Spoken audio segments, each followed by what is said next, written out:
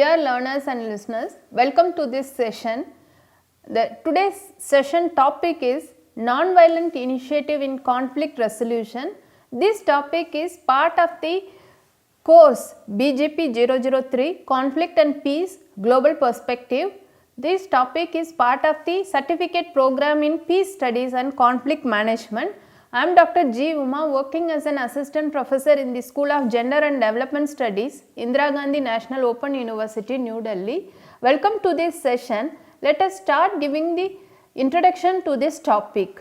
As you all know, history is witness to the fact that conflicts are built in the very social system man has created since he descended on this earth as a Homo sapiens. There is recurrent feeling of injury and injustice either because the individuals, groups and nations feel rightly or otherwise their interest injured, or because some individuals, groups and nations consider it their right to rule over others. Man is not waging war only against his fellow humans but also against nature. He is cutting the very branch on which he is perching. The danger inherent to global warming and consequent climate change has the potentials of eliminating all life from planet Earth. There is therefore a search for a new initiative, a new paradigm that douses the fire of violence that has gripped human mind. No two human beings are alike, think alike and perceive the world around them alike. In fact, this is the beauty of human being with body, mind and soul. Differences of opinion are therefore built in human psyche and society. We need to understand, no human beings they think alike or they behave alike and they perceive the world around them in a same manner. This is the beauty of human beings. So, every human being they express their difference of opinion. If you look at as a learner, if your four of your friends come together and discuss the topic, each one of you have a different opinion on the same topic. That is the beauty of human being. We need to accept and understand the difference of opinion. So, this difference of opinion is built in human psyche and society. This is the truth. We need to accept this truth. Understanding each other, convincing each other and converting each other by love and compassion so that both sides feel being winners, leaving no ill feelings behind. Unfortunately, man has tried to resolve conflicts by brute force with honorable exceptions here and there. Evil cannot be cured by evil, fire cannot be extinguished by fire, and hatred cannot be subdued by hatred. To extinguish the fire, we need to water. To win over the evil, we need goodwill. And to remove the hatred, we need love. This one has to understand. With this background, this lecture as well as the reading material is designed to make you to understand non-violent initiatives in conflict resolution, methods of conflict resolution and Gandhian approach to conflict resolution. First, let us see non-violent initiatives. Conflict resolution is concerned with process of removing tensions between states or maintaining them at levels consistent with continued peaceful pursuit by states of their goals, both individual and collective. A full description of the process of conflict resolution within a community would entitle a full description of the numerous and complex kinds and degrees of the divisive and common concerns among its members. There are different methods of settlements of disputes. Let us start with negotiation.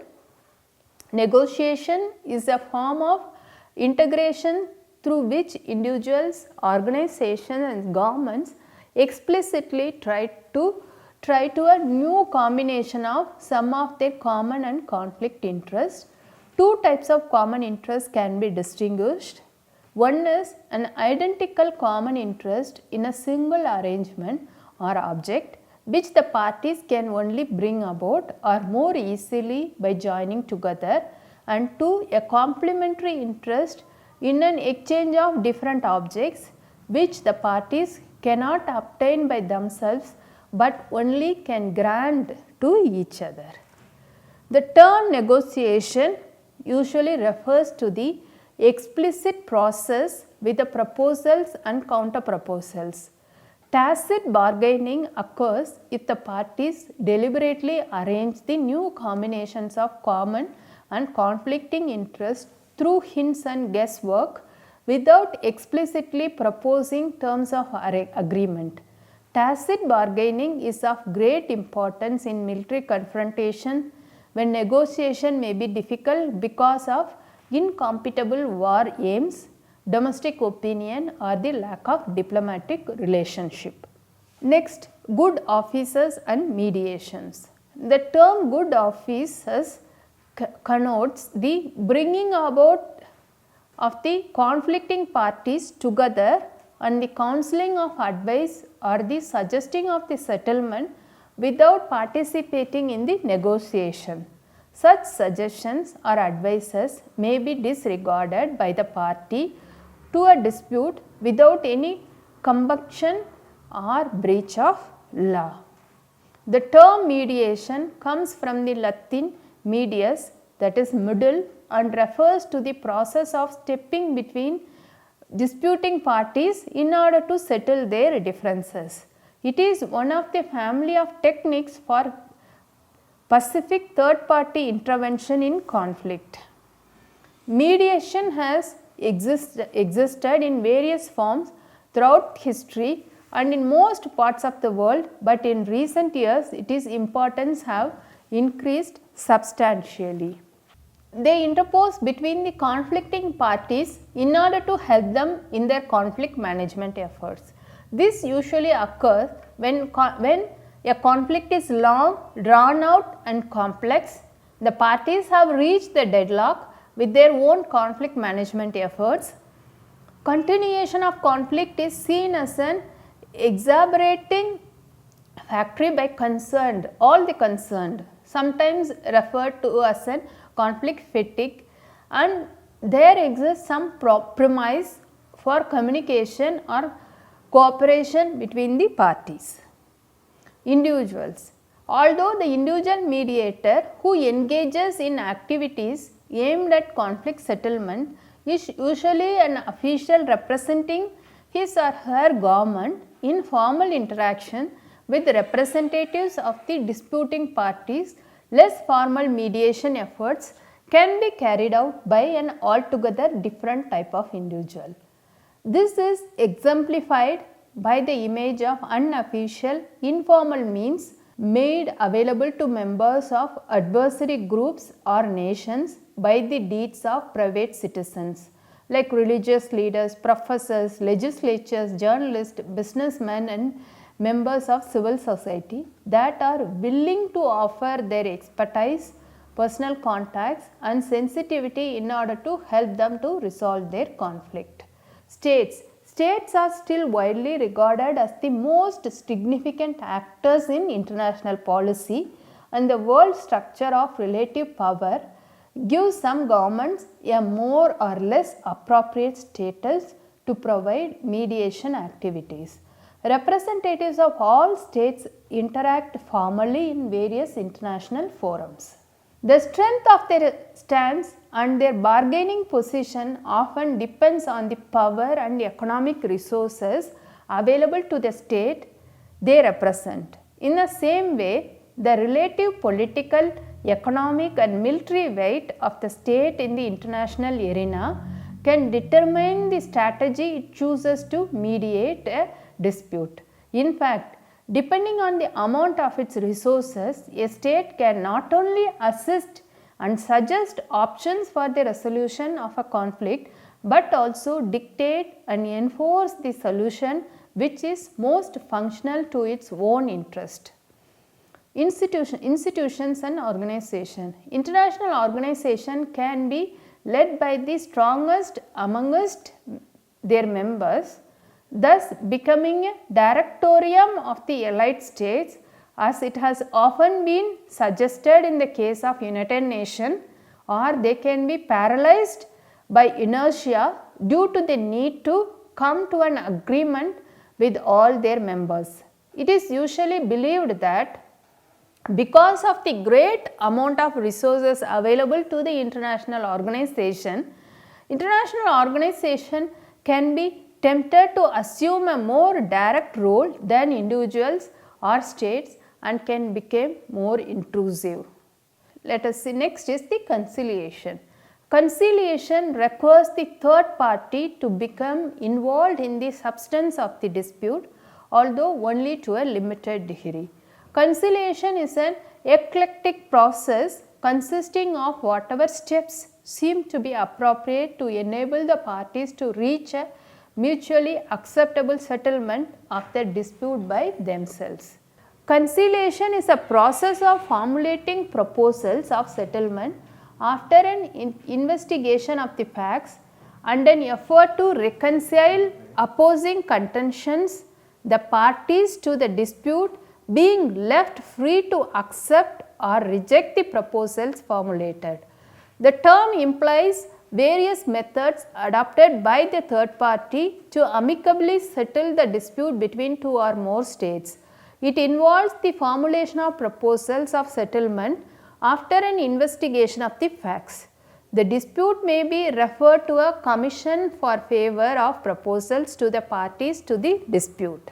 The Hague Convention of 1899 and 1907 provided for the pacific settlement of disputes by means of conciliation commissions. These commissions were set up by agreement of the parties, which after investigation of the dispute made the report indicating the way to settle dispute amicably. International Commission of Inquiry. The first convention of the Hague Conference of 1889 suggested the establishment of International Commission of Inquiry for international disputes involving neither honor nor vital interest and relating to points of fact with a view to elucidating the facts and dispelling ignorance that ultimately lead to hostilities. Arbitration, judicial settlement and good offices of the United Nations.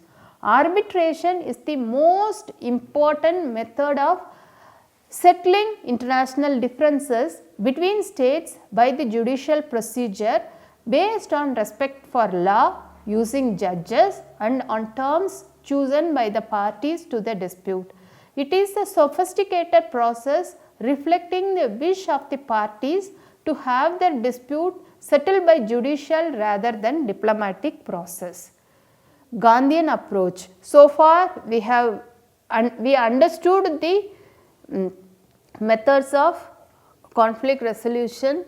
So now let us see what is Gandhian approach to conflict resolution. Gandhian approach to conflict resolution consists in resolving differences with the help of non-violence and truth in the form of satyagraha and non-cooperation. Doctrine of satyagraha says, quote, social and political conflicts can best be resolved in an atmosphere in which the contestants respect each other's moral worth, distinguish between measures and persons, conduct their battles in a spirit of self-criticism and abstain from the crusader forms of coercion, unquote.